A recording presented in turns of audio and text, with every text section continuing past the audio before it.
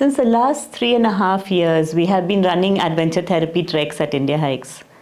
And we've had around 12 groups so far and taken over 150 participants in these 12 groups.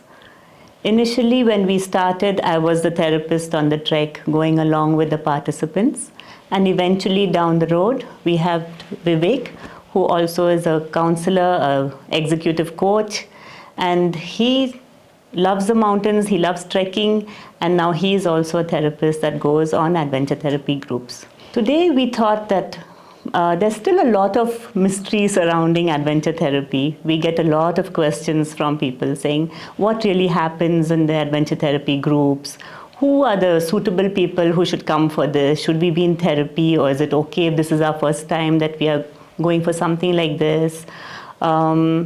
Is there some magic that happens? So what really happens? Do you have like one-on-one conversations, or is it all group conversations? So many questions. And we thought that this is a good opportunity, now that we have some experience over the last 3 years, we could dive a little deeper into what exactly happens on our adventure therapy treks. And for that, I have also invited Vivek over here, and both of us together will try to answer some of these questions and remove some of that mystery, so that more and more people can benefit from a program like this. So Vivek, welcome. Yeah, thank you. It's lovely having you here. I know I started off with the idea of adventure therapy, and then we tried it out, and I had conversations with you even before going on the first group. And today we sit here with really happy with how things have evolved, and also happy that it has reached us, it has set in a certain way that we know what to expect, and we are comfortable with anything that comes up, and whether it's the group composition or whether it's the weather or whatever, we have an idea of how we're going to go about it, and we've got comfortable. So I thought it would be good for whoever's listening in to go a little deeper through our conversation. Right. So when Izzat, you and I talked about it in the beginning, which was, let's say 3 years ago, it seemed like a very experimental idea. It had a promise, but we weren't quite sure of how it's going to play out and happen. But I think after these some 12-ish treks that we've done, there's a fairly clear understanding of what happens and what sort of discussions we have with our trekkers, and what the trekkers can expect for themselves, and those kind of things. There's much more, like you said, it is more set. Yeah. It is a much more clearer product offering even in our minds. That's right. So why don't we dive right into that by attempting to, in the beginning, to start answering the two questions: who should come, and how is it different from a regular trek? And my way to start responding to that would be to say that, so one doubt people can have is that, is this for people who have significant issues that they've been in discussion with some therapeutic practitioner? Is it exclusively for that category of people? So over to you. What do you think about that question? Yeah, from my experience and also what we've discussed, there are some people who are referred by their therapist because they got to know about this and they felt it would be helpful. But the great majority are those who have never experienced therapy before. It kind of captured their imagination that, these two could come together, being in the outdoors, going on a trek, and at the same time having somebody with whom you can talk about issues that you're facing, and in a very non-intimidating way, where it is not sitting face to face and having a topic to talk about, and you just have an hour and the clock is ticking, which is the regular. That also has its value. But there are some people who just the idea of walking and talking and being in nature and doing something you love, like, out in the wilderness, whatever, many of them have actually considered adventure therapy with no experience, but just seeing, okay, let's see what this can do for me. Coming with a lot of hope, Right. And I guess that has been your experience too. Yeah. So I would say if you're curious about your own self-development, then you're a good trekker for us in these groups. Also, we encourage that anyone who's coming for these treks, they are coming because they want to have the intent to do something better or do something different about the lives they are leading. So, that's a good intent to hold, but just having the curiosity of what could unfold for me, what could develop for me, what could I learn about just how I'm going about in life is a good enough criteria to be part of such a group. You could have been in therapy before, any kind of therapeutic practice, or not. I don't think that is important. So you also have been a therapist and a coach. I mean, you still are, and you see people in private practice as well, indoors. Do you see a difference between people who come and on adventure therapy? Do you see a difference in the type of people who come? And also, perhaps you could touch on how is being outdoors and coming for an adventure therapy different from being indoors?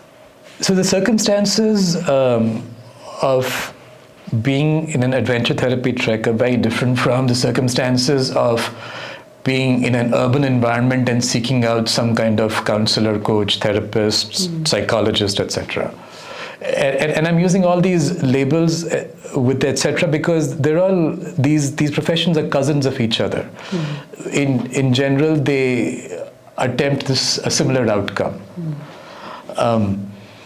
So how the circumstances are different is that you're away from your usual everyday setting and you're intentionally traveling far away to a much more beautiful location, and that puts your mind in a different state. Also, I think there is something intentional about attempting to come specially for this, leaving behind your usual status quo of life. I think that itself, creates some opening for a different kind of conversation with oneself. Yeah, I've noticed very similar things, and I've noticed that the engagement is much higher.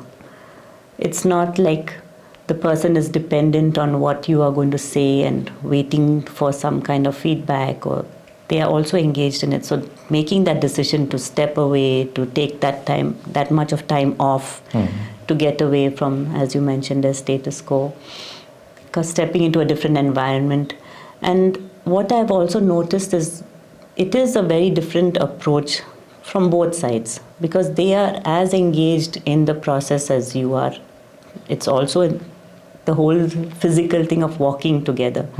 Walking, going through that difficult terrain sometimes, the joy of being in nature, experiencing things together with the counselor, the coach, and along with everybody else, where they also do the work.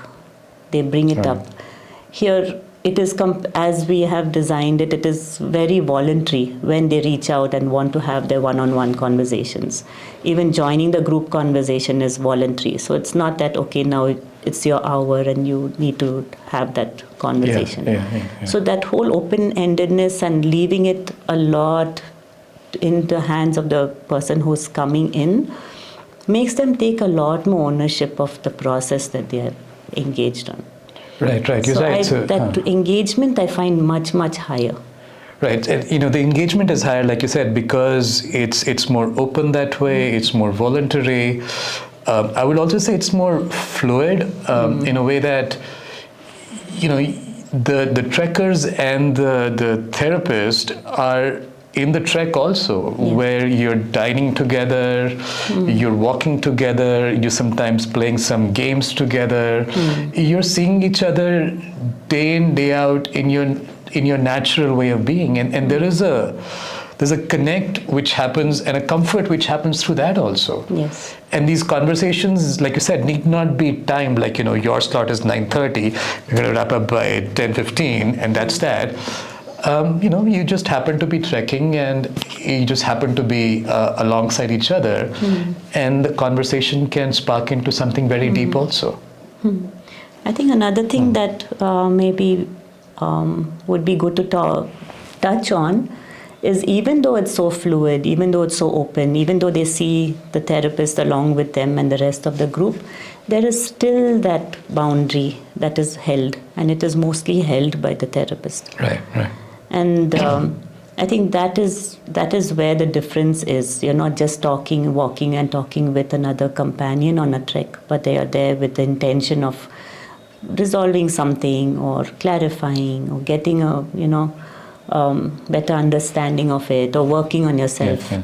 So there is that, and I guess when we send out the form in advance, like whoever's coming fills in why are you coming, what do you hope to achieve through this, what are you looking for. It gives us an idea also on what to work on, though many times what they present or what they talk about in the form is very different from what actually comes up in reality. Yeah. We have to hold it professionally. For example, for the one-on-ones, unless the trekker themselves makes a request that I'd like to have a one-on-one, the therapist is not going to seek that out. Even in the group conversations that we have, let's say when, after a full day's trek, you're sitting in the dining tent and having a conversation, the therapist is the one who's setting the tone and the boundaries of what conversation is happening and how it is happening, that it's useful for everyone. And like you said, people can come with a seed idea of what might be a core topic they want to address, and often it evolves. It evolves into something much more intimate and real. Could you share an example of something like that? We'll share examples, and I think what I think is important to call out is that we're on these treks to meet the real person the trekker is. Sometimes therapy can be, assumed to be like a 5-star treatment where you'll be pampered and, you'll be told how awesome you are. Of course, everyone is awesome in their own ways, and with that, to meet each individual in the reality of who they are and in the real circumstances they are living through. So an example of that, we get a whole diversity of people, young people in their early 20s, and then, middle-aged people across all age spectrums. So, for example, there have been more than just one young men in their early 20s who have talked about how they have all these dreams and hopes and ambitions, and either in their work circumstance with their boss, or let's say if they come from a business family, then in their conversation with their father, usually they just feel really intimidated.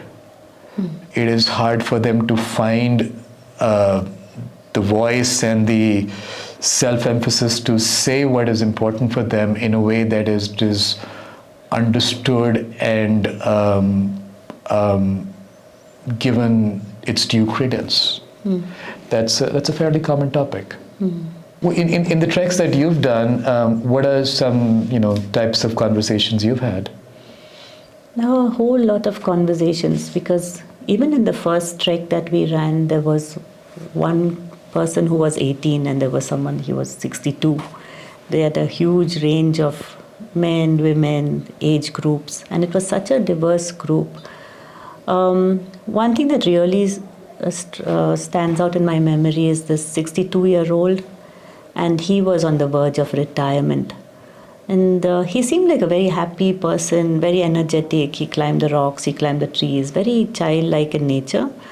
But when we spoke, it was with great heaviness that he was saying that I can't see the future. I'm just 62 and I'm still alive and I'm going to retire. And to top it all, his son was leaving home and going abroad. So he was somebody who was working like non-stop for how many decades. And he had a fixed routine, and he had a life, and he had his friends and his work. And now he was going to just be home. So he was trying to figure out what this void was going to look like. And he just couldn't see. He couldn't. And that was making him very heavy. And I think somehow this whole walking and talking and being with others and sharing in the group sessions and listening to everybody made him feel much lighter. And the group remains. They still talk on WhatsApp, and sometimes they meet up. And it looks like that trek really helped him. It helped him see, helped him visualize, helped him plan a little bit, think about what next, what future steps. Actually, even just look at it. Sometimes just saying, okay, this is how it's going to look. This is the reality, as you had mentioned earlier. That made it much easier for him, and he mentioned it. And till today, he mentions that this was like a life-changing moment in his life when he was really low, and then it helped him to see. Yeah. No, that's a really profound example. And, like you just said, it helps him to just see. And just see isn't a minor thing. No, it's not. So, if we talk about what are outcomes to be expected, if some trekker is going to sign up, what can they expect to happen for themselves? The way I would start responding to that question is that, like we said, it is about meeting them in the reality of who they are as a person. And a trekker has to make up their mind of what is it they want to talk about in the one-on-one with the therapist, counselor, coach. And it is that making up of one's mind to determine what is important for me right now, that I want to have a conversation about it. And then to actually put it in words and emotions, and to hear oneself talk about it. Like there was this young adult, young man, his marriage wasn't going so well, and he'd never given it articulation. And just in talking and hearing that between me and my wife, things maybe won't work out, he started crying. Because he'd never uttered those words, even to himself. Just to start acknowledging is a very, I would say, brave and necessary act. It is the seeing of, here's where I am. I don't know what can happen, if anything at all can happen, but I am realizing this is where I am. And I think just the circumstances we create make that more possible than meeting somebody in an urban space immediately in a one-on-one setting. So what about being on a trek do you think opens up this possibility? The mountains are what they are. They are so grand and beautiful. I think that's the starting invite they have. Beauty has a settling, calming, inviting, inspiring nature to it. That's true. Beauty does all of those things. Yeah.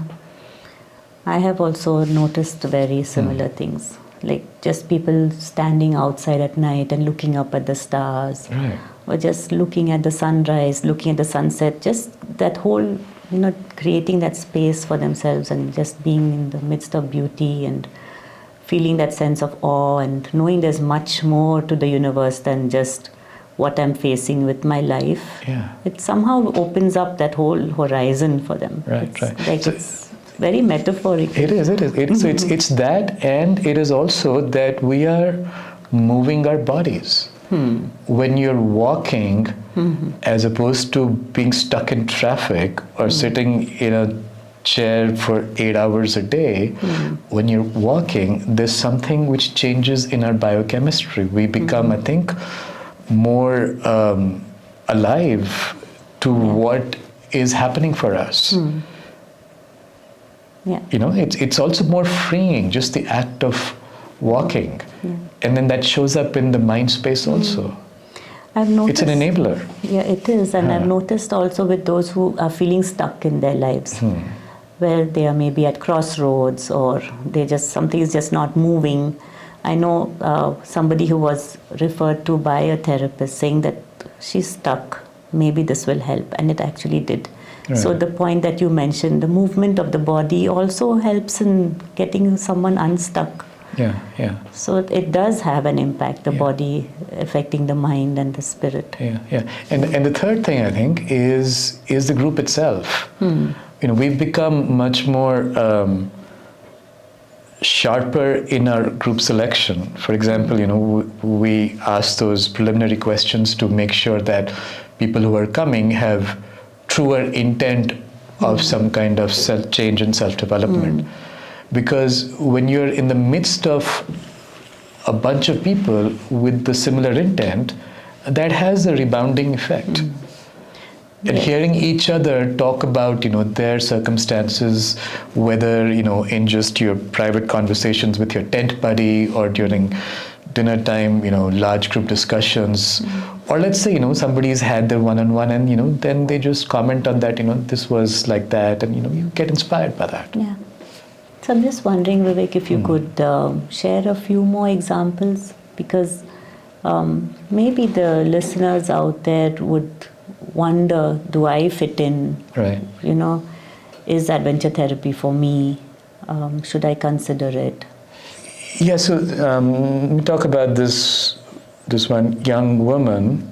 I think she was around 30 years old, very well-educated, urban lifestyle woman. And she'd had an early divorce.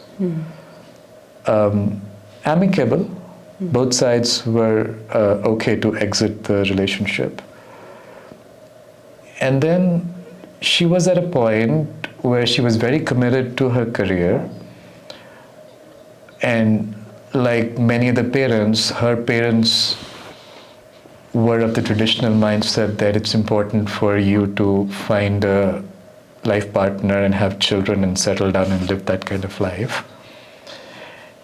And she was quite seized by not wanting to dive into that once again. And her confrontation was, is it okay if I live who I am as a career woman? Is that life even satisfactory? And more than satisfactory, is that life even possible? And like we said, maybe that wasn't the initial questioning that which she came to the track. But she found that that is what she was actually holding within herself as a primary question, that is it even possible and satisfactory that I live my own life of my own choice? It's not that she's devaluing tradition, but is it even okay to consider that I could have my own life? Yeah. So I think there was a very moving conversation, and moving both for her and for me, in just the sincerity and the wanting to meet life how she'd rather have it be. There was such an aliveness in that. And there was also, just the constant fear and doubt that I failed once. Yeah. But despite that, I want to give it a go. Yeah. Another thing that I noticed is the strength of that group. When they sit together and we have those sessions where everyone shares and they hear what others have to say about it sometimes.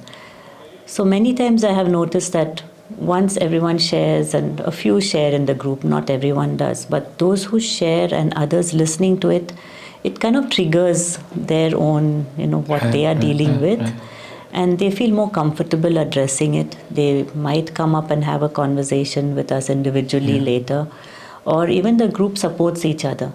So there was one particular group which bonded so well that they continued being support to each other, and I know that till today they still are.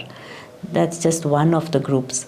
And that was because they just felt like they all understood each other so much better and they could stand there for each other. I think that's also a very precious outcome. Yeah, it's very developmental. It's very supportive. And that depends from group to group. So, all groups don't have so much shared love forever. Yeah, not some groups. There are some which are very different. But some, one-on-one friendships definitely happen, which endure. Yeah. One thing that happens with group is that they realize that I'm not alone. Many people think I'm the only one who's going through something like this. Either it is shame, or it is guilt, or it is some kind of trauma, or some kind of loss. Right. And then they realize, oh my goodness, everyone's going through something in their own lives. And then just listening to it makes you feel not alone in that journey. Yeah. Because I've noticed that many people who struggle, they feel like they're alone in the world. And that no one gets where they're coming from, or it is shameful to talk about it, and who would even want to listen? Right. But here's a group of people that really want to listen, who are there to support, who understand what you're trying to say. And there's a person who's accompanying you, with whom you can go deeper and try to find, your solution to it. So I know that both of us have different approaches. I come from a different, maybe solution focused, and you are more, see reality and figure out how to go about with it. You can speak a little more about how you go. And I'm sure every therapist has what they are most comfortable with and how they connect best. And that is, so we don't follow like a structured approach and a certain school of thought in our therapy, but it is more, we bring ourselves into it a lot. And it is mostly for whatever works for the person who's seeking it. Yeah. So, all that's which you've just said is a clear response to how our adventure therapy treks different from a regular trek. True. It's the group dynamic which emerges. It is the power of the one-on-one conversations. It is the general intent with which one even arrives for the trek. True. Those three things are the standout differences from a regular trek. And all the fun and games of the regular treks also happens here. Yeah, it is a joyful time together. It is in the middle of so much of beauty. Yeah. So, so our approaches, there's some common philosophy, and obviously there is some personal perspective which comes in. So, for example, I've had some trekkers say to me that you're the least therapist I've met. And it's said in a very complimentary way, that it felt like such a natural, practical, real conversation as opposed to a formulaic, what I would imagine a therapist type person saying to me. So I mean, I would use those two words, real and practical, as keywords of how a lot of clients, talk about me and the feedback they give about what works for them in their work with me. So it is about creating the circumstances, creating the vibe to fairly quickly move into something necessary and intimate about how life is going,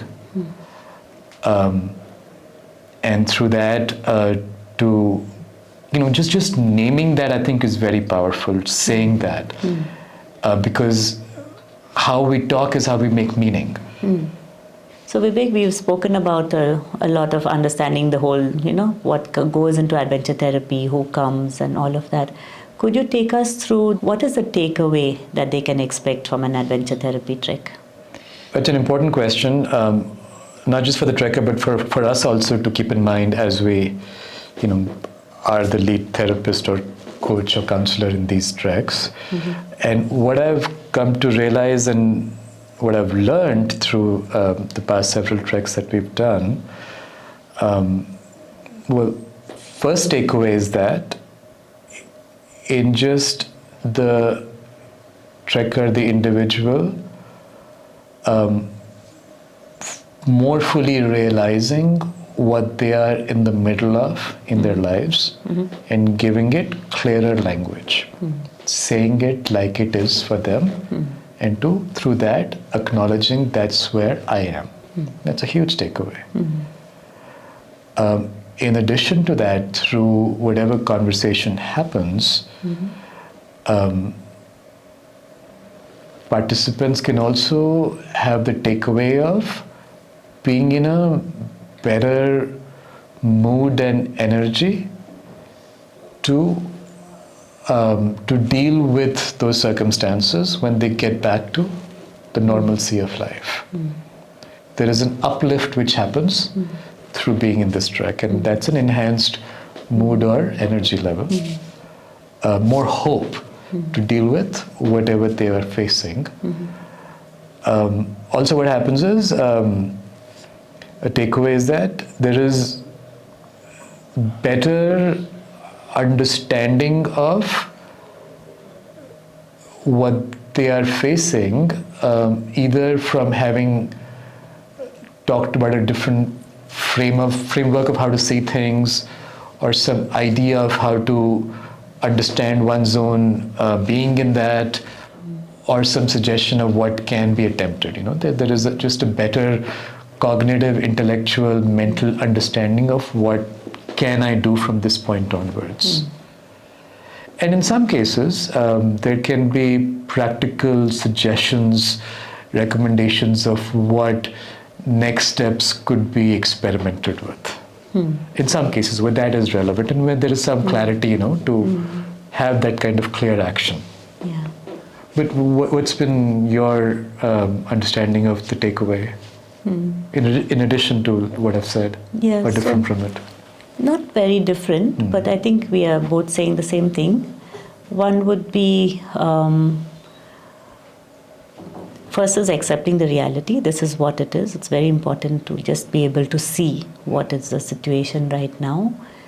And then explore with them, which is something that I do, what do you want it to look like? Or what are your hopes?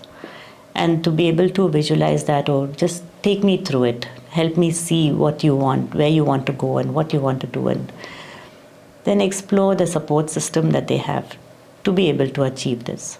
Sometimes also questioning whether that's possible or not. Do you think it is just a hope, or just a utopian wish, or is it practically possible? Even looking at that, helping them to come up with maybe their own practical next step, or what the future is going to look like, and then what kind of support is required for that. Do they have that support system? How will they get it if they don't have it yet? So those steps are something that I kind of do with the person. Yeah. And that, I feel, in a way is very similar to what you say, is leaving with hope. That there is something I can do. The energy level definitely goes up, because as soon as you feel, okay, yes, there is something I can do, and there is the support system that I have, or this is how I'm going to go about getting it, and that gives some kind of an energy to go back and engage with life, and engage with taking things forward, making a change. So that is something that I see as an outcome. Yeah. So those are very clearly stated takeaways. I would really like to know maybe an example to take us through the steps that you mentioned, and I could also come up with something like that. If you could give an example of what you have just now said from your tricks. So a couple of examples come to mind.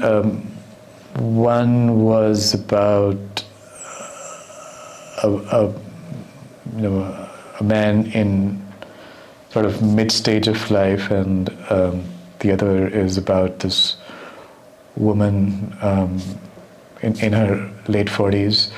Let me talk about the man first. I think we've sort of had more female examples so far.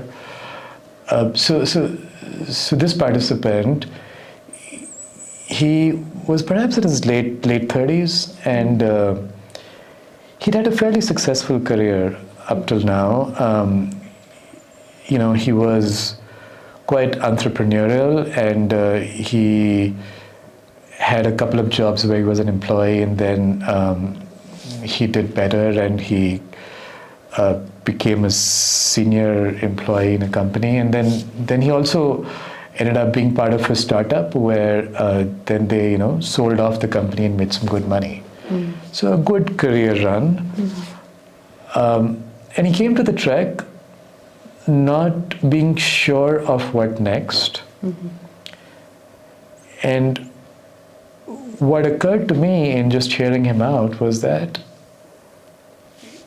his resume, what he had actually done, had described a much more competent potential person than the person I was experiencing. There was so much of self-questioning and doubt and unsurety and uncertainty in who he was, in how he was showing up, as opposed to what his past proclaimed. So, that became then the centerpiece of what we were talking about. That, and he realized it. He admitted to it immediately. It was almost like that was being waited to be said. It was like the elephant in the room. And he said, "Yeah, and I feel terrible, and I it was something he had been, like he was he had been pinning himself down despite a fairly successful career." So that the change in reference of how to see oneself started from there. So how did it change? It was a brand new articulation of what is at the heart of what he's dealing with. And there was so much more greater clarity in realizing that despite my success, I'm not owning it. I'm still being the nervous, edgy teenager who I was maybe 20 years ago. There was a distinct shift in his own understanding of where to begin dealing with this issue. And until that resolves, any attempt to what next won't be as powerful. I think that is a fairly recurring theme. I had also someone very similar who had achieved everything he wanted to achieve in life, came from a background which was, they struggled a lot as children, him and his mom, and now he was somebody who was highly successful. But when we had the nature immersion experience and everyone was out in the forest and without their shoes on, so walking barefoot and just feeling the trees, feeling the soil, feeling the grass, everyone looked really happy. I was just looking around at all the participants, but I saw him go onto a rock almost immediately, like he didn't want to feel anything of that. And he went and curled himself up, and he after that said he was feeling really scared. And that was like something very, very strange experience which I had observed, which I had not seen with anyone else. And later talking about it, he opened up and spoke about many reasons about how he fears the future and what they've gone through. And even though he's succeeded and achieved everything he possibly could achieve, he still feels that same feeling when he was curled up maybe on a stony floor in his room when faced with uncertainty. And what was the uncertainty now in his life, and where is he going after all of this? So even for him to be that in front of everyone else who saw him as a highly successful person, and to be okay that others saw him that way, and then to express it and speak about it, and then later on go deeper into it, I think for him that was very freeing.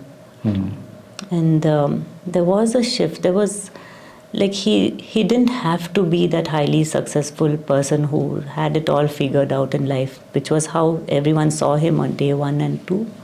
And he could just be himself after that. Right. It was okay to remove that mask. It was absolutely okay to remove that mask. And he said it was very freeing. And he felt he could now step out into life and just be himself. It was like there was some shift that happened from what he went through, what he is now, and then finding peace with both of these things simultaneous in his life and holding them within himself. So I felt that was very powerful. Yeah. Like if we were to point to what are some conversational themes, subject matter themes that show up, I think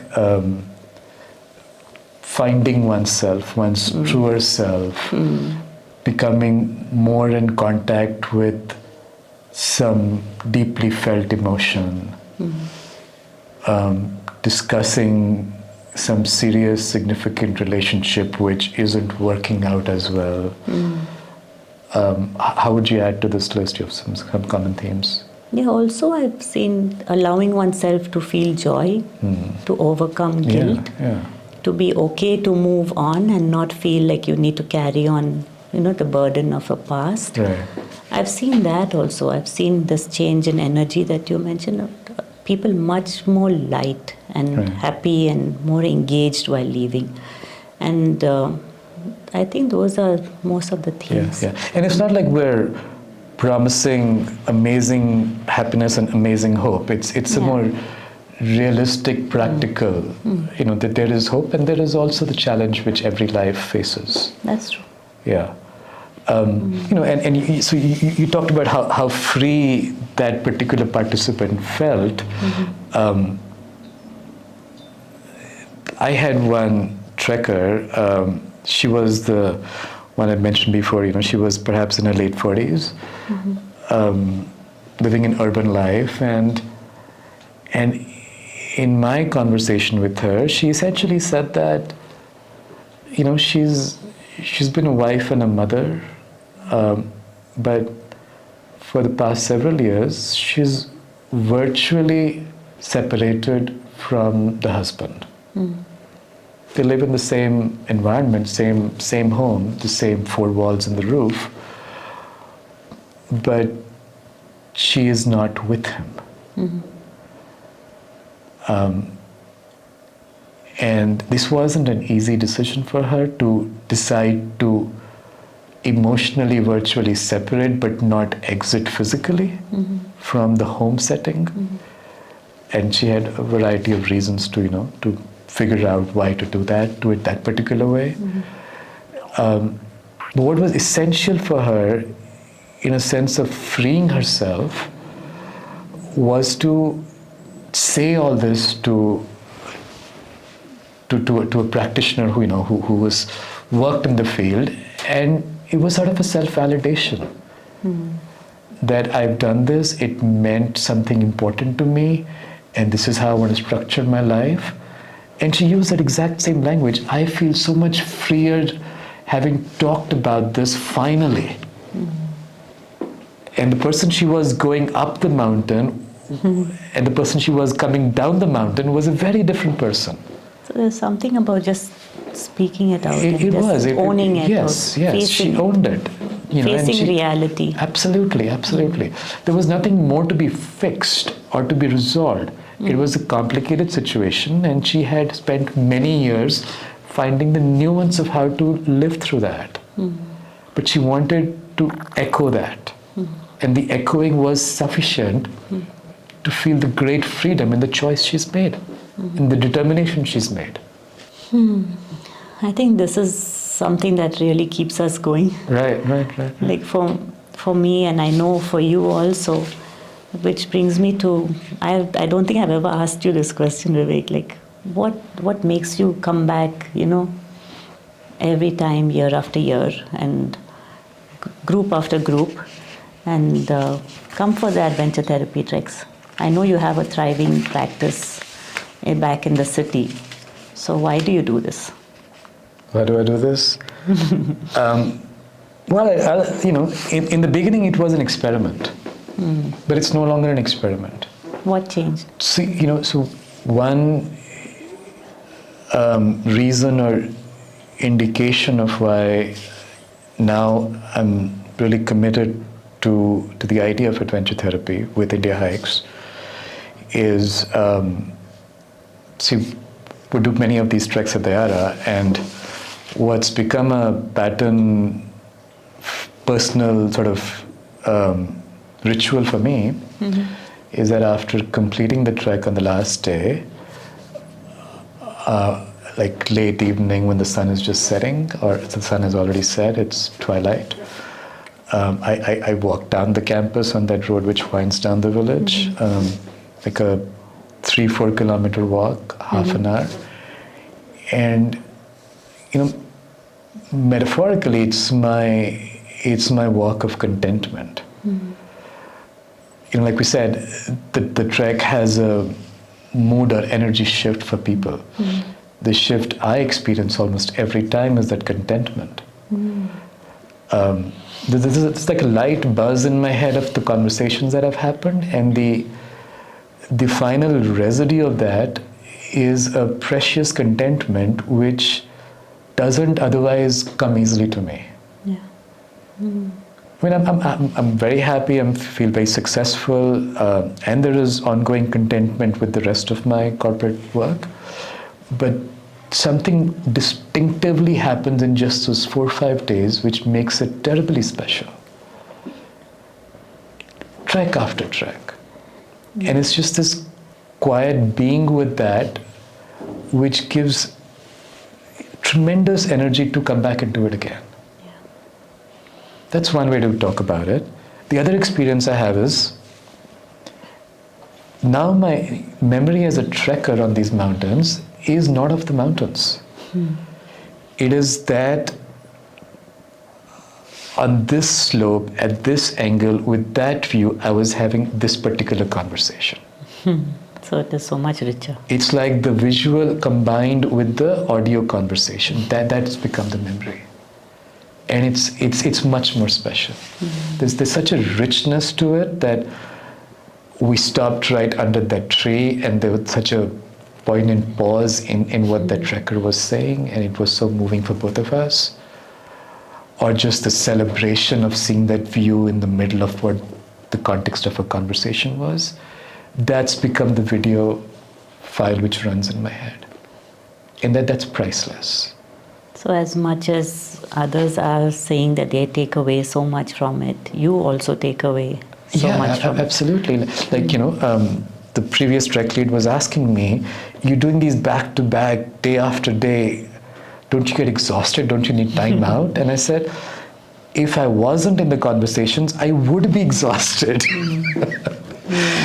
It is, it's so energizing, and it gives me the reason to keep walking with them. It is the usefulness of being in those conversations. Yeah. I think that is a really important term. Like, it's been coming to me multiple times in different contexts, that at this point in life, being useful is what matters to me more than anything else. And this gives a clear and open invitation to being useful. I think I resonate very, very strongly with that. And it is also exactly how I feel. I feel very energized. So similar, people ask me, aren't you tired, like at your age, walking in the mountains for so many days and having these endless conversations and, being constantly available and all of that. But surprisingly, it doesn't feel tiring in the least. Right, if I had just trekked, maybe it would have been tiring. Yeah, my point exactly. Yeah. But somehow just walking, talking, being invited into the lives and, the worries and the challenges of different people, and just walking with them, and it's such a different experience. It's almost a sacred experience. And, that's a good word. Yeah, it is sacred. It's very energizing. Yeah. I just feel more alive at the end of each of these treks than when I started. And I'm really happy to hear that it is similar for you. Yeah, so it's been a bit of a journey for us to arrive at this point in the last 2-3 years, and we're glad we've been in this. And hopefully through this video, our future participants, our future trekkers, have better clarity of who should come and what to expect and what sort of takeaways and what are some examples of the type of conversations that happen. And I think it's also just important for us to take this opportunity to invite all of you. Like we said, it's such a sacred experience for us, and we really believe you'll benefit from it, and please do come. Yeah. And if you have any further questions, let us know. We could make the next sequel of this video. And yes, you're most welcome to come and join us. And we look forward to that.